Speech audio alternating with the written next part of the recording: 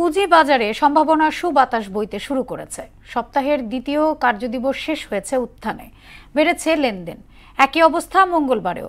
তবে কার্যকরী সংস্কার ঘটাতে পুঁজিবাজারের সিন্ডিকেটের বিরুদ্ধে ব্যবস্থা নেওয়ার দাবি জানান সংশ্লিষ্টরা। আর বাজারে আস্থা ফেরাতে সমোপযোগী নীতি নির্ধারণ জরুরি বলে মনে করেন বিনিয়োগকারীরা। মনিরুল ইসলামের রিপোর্ট।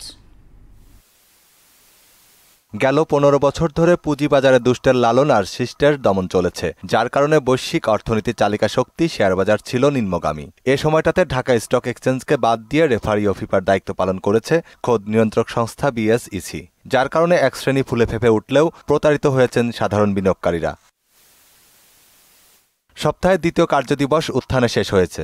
ঢাকা স্টক এক্সচেঞ্জে 576 কোটি 56 লাখ টাকার শেয়ার ও মিউচুয়াল ফান্ডের লেনদেন হয়েছে, যা আগের কার্যদিবসের চেয়ে 17 কোটি টাকা বেশি। আগের দিন ডিএসইতে সব মিলিয়ে 559 কোটি 66 লাখ টাকার লেনদেন হয়। মার্কেটে আমাদের আস্থা ফেরানোটা জরুরি।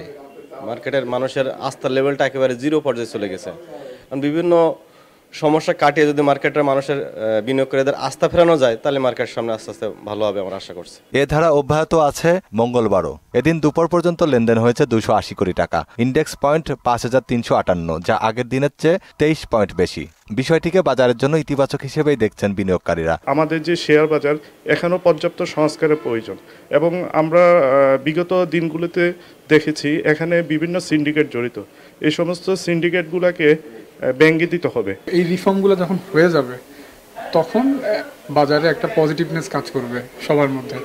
আর যখন পজিটিভনেসটা কাজ করবে তখন বাজারের এখনকার যে অবস্থা, সামনের অবস্থা আরো অপরিবর্তিত থাকবে না বলে আমাদের মনে হয়। লঙ্কা বাংলা সিকিউরিটিজের ব্যবস্থাপক বলছেন, পুঁজিবাজারে স্বস্তি ফেরাতে কার্যকর ব্যবস্থা জরুরি। সুশাসন প্রতিষ্ঠার যে চেষ্টা, সেটা কায়েম করাটা খুব জরুরি ছিল।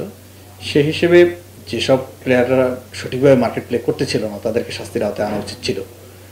এবং কিছু কোম্পানি যেগুলো ডিভিডেন্ড ডিক্লেয়ার করেও তারা ঠিকমতো ডিভিডেন্ড পেমেন্ট করতেছিল না, সেই কোম্পানিগুলোর বিরুদ্ধেও সিকিউরিটিজ কমিশন এখন অ্যাকশনে যাচ্ছে। এর ফলে একটা পর্যায়ে ইমিডিয়েটলি মার্কেট একটা ইম্প্যাক্টেড হয়েছে, কিন্তু আস্তে আস্তে করে এগুলোর পজিটিভ রেজাল্ট আমরা সামনে পাবো আশা করতেছি। সঠিকভাবে এগোতে পারলে এ বাজার ঘুরে দাঁড়াবে বলেও মনে করেন তিনি। মার্কেটে আর নতুন কোনো earning related, price sensitive issue related কোনো ধাক্কা হয়তো 15 তারিখের পর থেকে থাকবে না। মনিরুল ইসলাম, মোহনা সংবাদ, ঢাকা।